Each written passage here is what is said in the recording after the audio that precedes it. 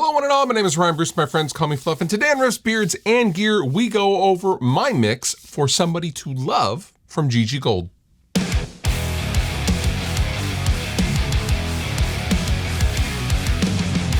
So Gigi Gold just put out her newest single, which is a wonderful cover of the 60s classic Somebody to Love out on Marshall Records, and I thought I would take you guys through this mix because it's a little different from what I normally, actually it's a lot different from what I normally do. Normally I'm used to, big, loud, aggressive guitars and banging drums and screaming vocals. This is not that. This is something completely different, and I thought I'd show you guys what I did. So let's dive into Somebody to Love. So I am in Pro Tools. Let's go ahead and play some of the song, and then we will dive into the individual parts and just kind of walk our way through it. Here we go. When the truth is found to be lies, and all the joy within you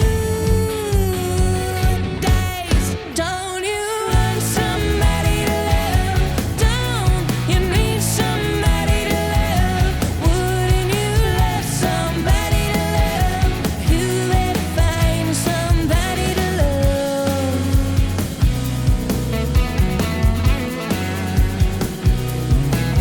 When the garden flowers, baby, are dead, yes, and your mind is so full of red.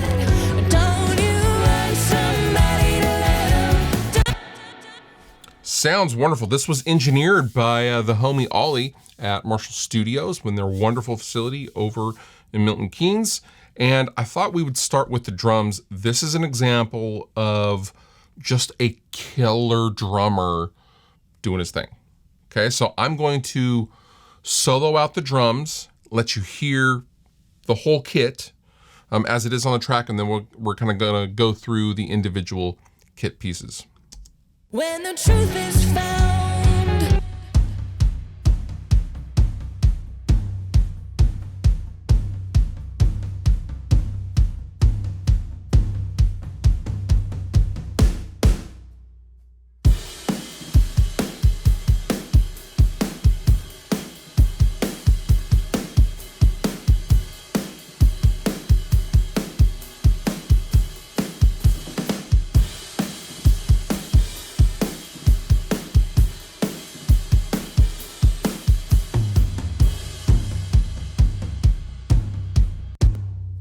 Fantastic drum tone. So I'm going to ungroup these. First, let's start with the kick. The kick has one sample, as does the snare. However, it's not doing much. My kick sound as a whole is all three kick tracks. It's kick in, kick out, and a kick sample. And all I'm doing is just kind of fine tuning it with some EQ, some SSL. So let's go ahead and isolate the individual pieces of this stack of kicks, all right?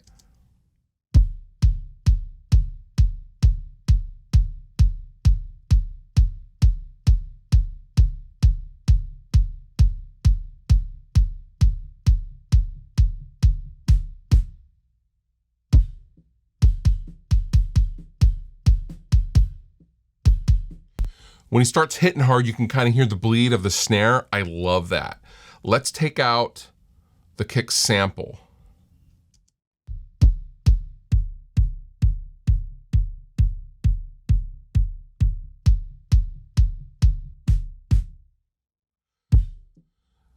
So in this case, it's really adding the attack, right? The kind of slap that I'm looking for the kick, but all the thump and all the low end information is just the actual kick. And this is a good use.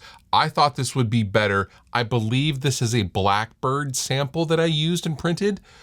I thought this was a better alternative than to just EQ the crap out of it because I didn't want to force myself to use just the in and out microphones and then add loads and loads of top end to an otherwise really good tone.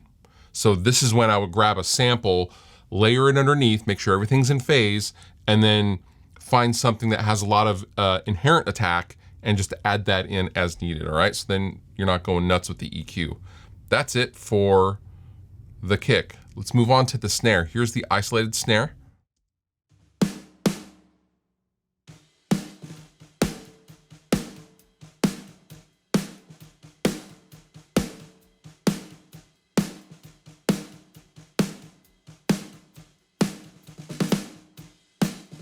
So you can hear the sensitivity of the snare, the build up, right?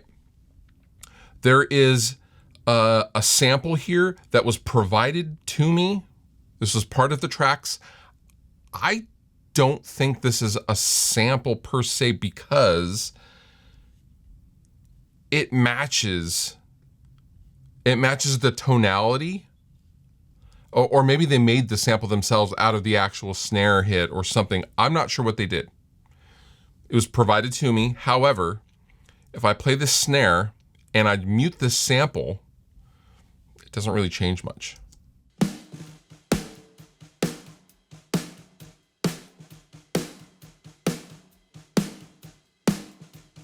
Really what the sample is doing is getting the big hits and letting everything else just kind of breathe in its place. I love how this sounds. There is also a printed verb track that I was given. It sounds like this. Just a little bit of a room is basically all that is. And then, so I have the top, the bottom, the sample, and the verb. I'm going into a folder, I'm bussing. Coming in with some SSL, always. I'm adding some low end at 200. About 7 dB. I'm taking away some of the mid-range a little bit, and I'm also boosting the upper mids. That's basically it.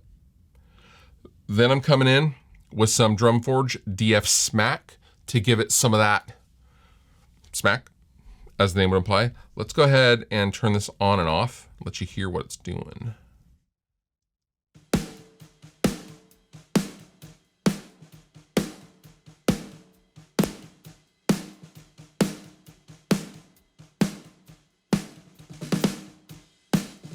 It's not doing a ton. It is adding some top end information. Then I have a tape machine, soft tube.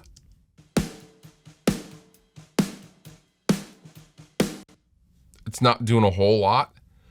And then finally, I have Kazrog, Mr. Clip, K-Clip 3.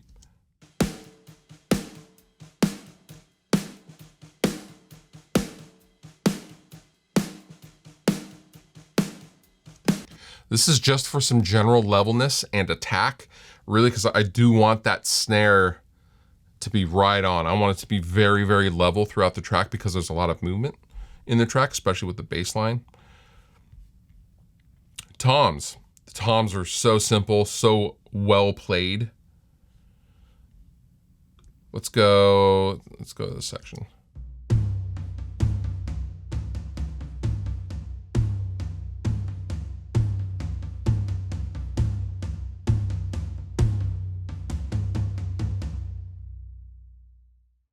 Adding some top end with an SSL. I'm also taking away some upper mids. There was a little bit of a quunk going on. Took that out, and I'm adding 8 dB of low end, just because I needed some more body to them overall. And then I'm coming in with some tape, some soft tube tape. That's it. That's all I'm doing to the toms. Overheads are just a printed stereo track. I didn't do anything to the overheads. I didn't think they needed anything. Also, because of the timbre of the song, I didn't want to do what I normally would do in like a, high gain rock song and take out all of the low end and soothe the top end. That's not what this needs.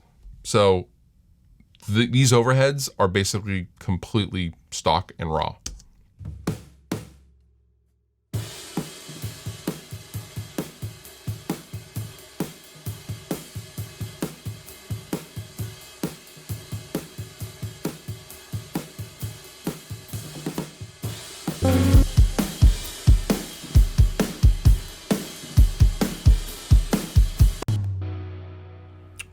Rooms. There's a big old room over there at Marshall Studios. That's what it sounds like.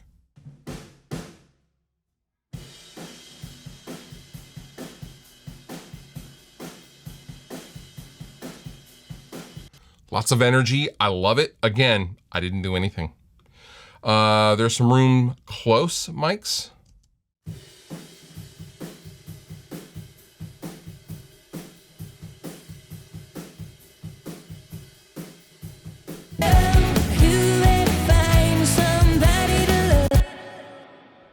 Let's go to the bass guitar. The bass, I printed this. I didn't do much. I did basically some regular leveling. That's all I did. This is a combination of the DI and the mic'd cabinet that I was given. Bassist is killer.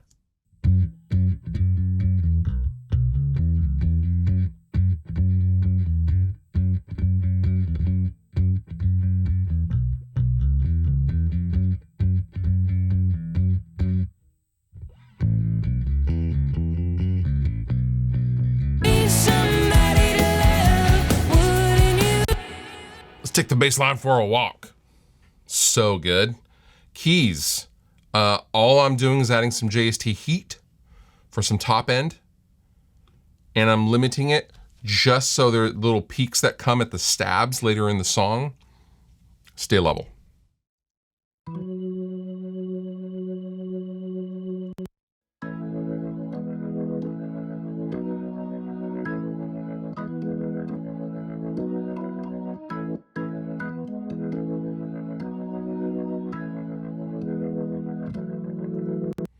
Pretty cool. Let's get to the guitars. So there's 2 guitar buses. So there were some DIs, some rhythmic DIs, and then there were some printed Line 6 Helix guitars that the guitarist used for overdubs. My main guitars are Neural DSP Archetype Plini X. This is just a great plugin for anything, honestly, in my opinion, anything not metal. Like clean stuff, shimmery stuff, verby stuff. This is the plugin that you want if you're going to go amp sims. And I wasn't sure on the vibe that Gigi wanted when I initially mixed this and when I did the first pass. So this is why I used this amp sim, and it turned out great. So here's what these guitars sound like.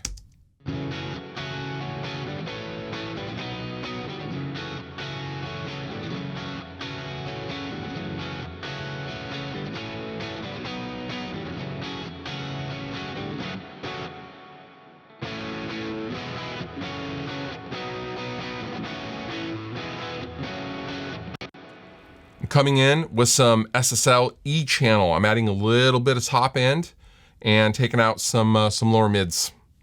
Nothing crazy. Then coming in with the SSL comp hardware insert. And then I'm coming in with the Sound Toys Super Plate.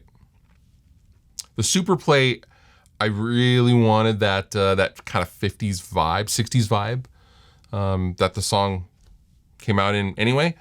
And also Gigi really likes the live vibe, right? She's a live player, she's a live musician. The band are live guys, and it was important not to have the guitars too dry.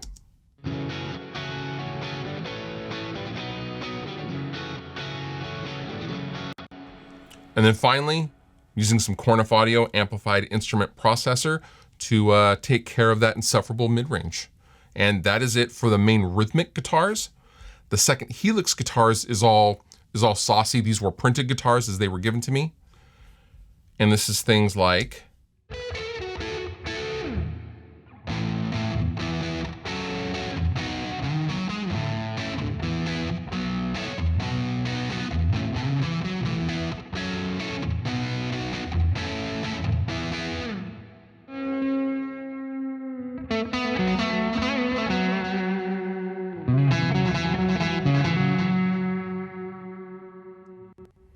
sounds fantastic. All I'm doing is fine tuning the EQ to get it sit in the track. And I did this for each of the printed tracks.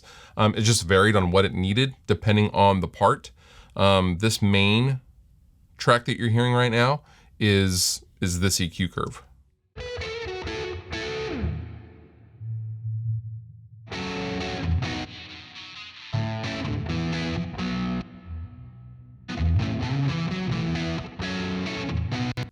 I'm busing all of these to a Helix Guitars bus, and all I have on the guitars, those printed guitars, is the Soundtoys Super Plate. My favorite reverb, because this thing is just so versatile and sounds wonderful.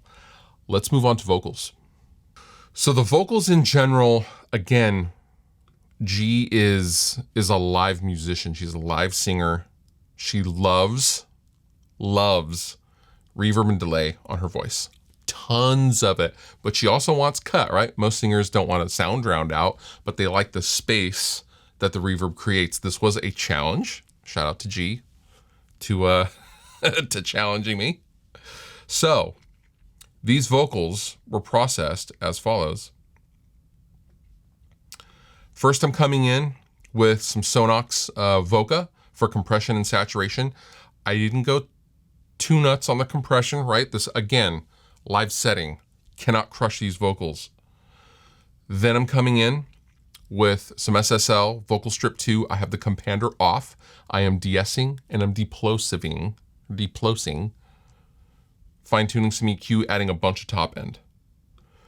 Then I'm coming in with some Pro Q4, and per the mix notes, she felt like her main vocal was slightly pokey after a couple of passes, and so I came in later in the mix stage with some Pro Q4, and I am just using some dynamic EQ to kind of just keep the top end in check, depending on what's going on vocally. I am bussing all three vocals. I'm further de-essing. I'm then coming in with an LA2A, limiter, tape, and side widener 2 from JST. Here is what all of those things sound like together for the verse vocal. When the truth is found to be lies, and all the joy within you dies. All right? It's clean, it's punchy, it's not crushed, it's still dynamic. However, it's up front and it has that wash that G really likes. Let's move on to the chorus vocal. The chorus vocal are all processed the same. On this bus, I am using essentially the same chain, right? LE2A, a little bit of limiter for the peaks. I am not crushing down on this vocal, but I separated the verse and the chorus vocals because it's just a different timbre and there's more layering for the chorus. So here's how the chorus sounds. Don't you want somebody to love? Don't you need somebody to love? Wouldn't you love somebody to love? You better find somebody to love. Don't you want somebody to love? Don't you need somebody to love? Wouldn't you love somebody to love? You better find somebody to love.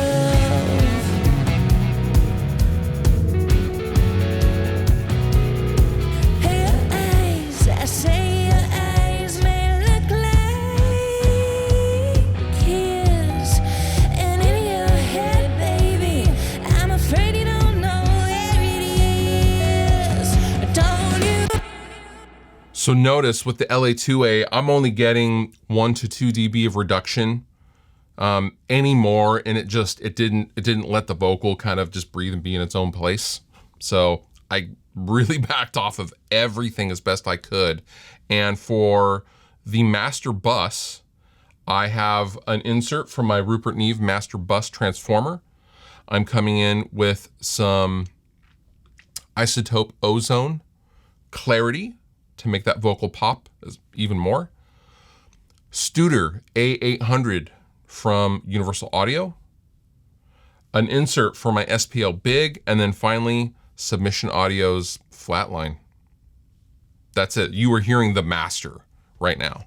Don't you want somebody to love? Don't you need somebody to love? Wouldn't you love somebody to love? You better find somebody to love.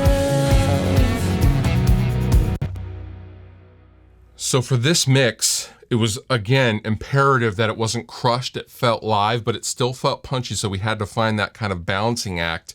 And when it came time to kind of get this loud and mastered and finalized, you will notice I'm basically only taking away the peaks of the drums is what's happening with the reduction. My LUFS is still, like almost minus 11 for dynamic range. So absolutely not crushed. Don't you want somebody to love? Don't you need somebody to love? Wouldn't you love somebody to love? You better find somebody to love.